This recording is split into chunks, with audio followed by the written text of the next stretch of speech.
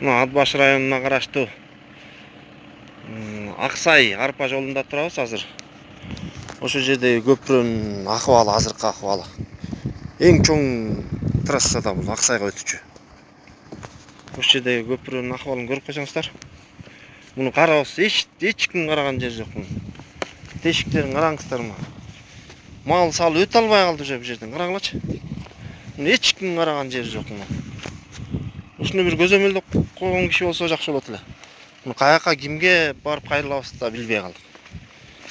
ДУга айтып атып тил тешилди. ДУ бул эмес. Оң түз турган жолду түздөй билбей калдылар.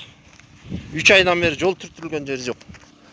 Мына өзүңөр көрүп болгондой көпүрөнүн мына акыбалы азыр көпүрөн. Кенеди бусик менен араң өттүк мойдон. Карагылачы ушуну. Ушундай акыбалда турган көпүрөн. Бир да жан мамлекеттик кызматкер көзөмөлгө алган жок. Карап да коюшкан жок. Муну эгерде карай албай иштешсе, анда өзүбүз акча чогултуп карап, муну түздөсөк болбой калды.